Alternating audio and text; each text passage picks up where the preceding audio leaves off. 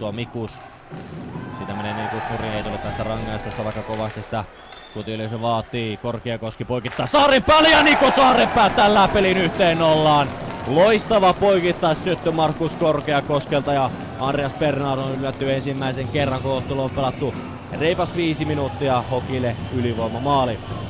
Saarenpää näytti siinä pitkän aikaa, että heti kun tulee mukavasti tänne, niin tarjoaa. Varmasti näki hyvin koko pitkältä matkalta tuo ja pitkään liukui. Kiekon sieltä.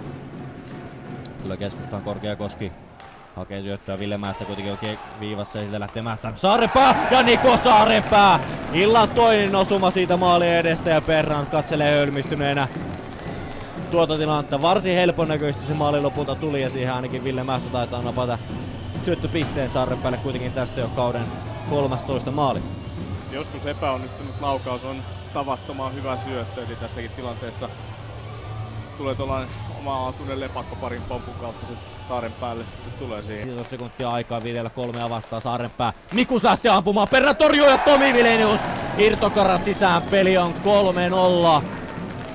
11 sekuntia jäi Viljesen rangaistusta jäljellä ja 5-3 vastaan Hokki onnistuu maalinteossa. Maalintekijänä Tomi Vilenius ja hänelle kauden 7. maali.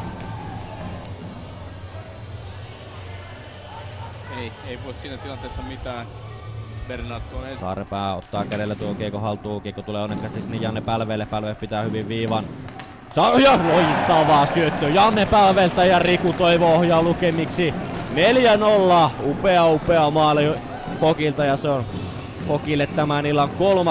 ylivoimaosuma. Maalintekijänä Riku Toivo. Todella hyvin Hokki käyttää itse asiassa koko tuota hyökkäysaluetta nyt kun se on jonkin verran. Torjunta aika vaikea erää tehty, nyt tulee Westermanin kauppu ja nyt se uppoaa!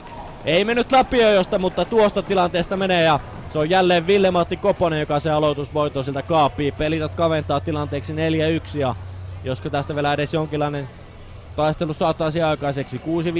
6-15 erää jäljellä ja Felix Westermarkille Määttä kuitenkin tämän syötön katkoo. Heikkilä nyt sinne tulee Westermarkille poikka ja Felix Westermark pistää kiekon maaliin. 4-2 Westermarkille illan toinen osuma ja siirtorangaistuksen aikana Pelitot nousee tähän peliin mukaan. Siinä hyvä oivallus Miika Heikkilältä. On ja hyvin löytää nyt kyllä tuon yläkulman Westermark näissä paikoissa. Kyllä siinä on, jos ei ole niin hirvittävän paljon pelaamaan päästy, niin on ainakin sitten lauettu. Ja ruotsalainen kyllä isolla vastuulla on saanut pelata.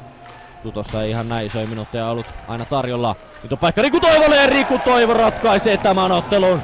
Riku Toivolle tästä illan toinen osuma ja Hokki tulee ottamaan tänään 3 pistettä.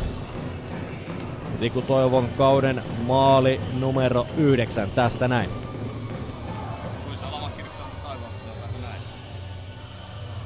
Vähän yllättäisi siihen pomppia Riku Toivo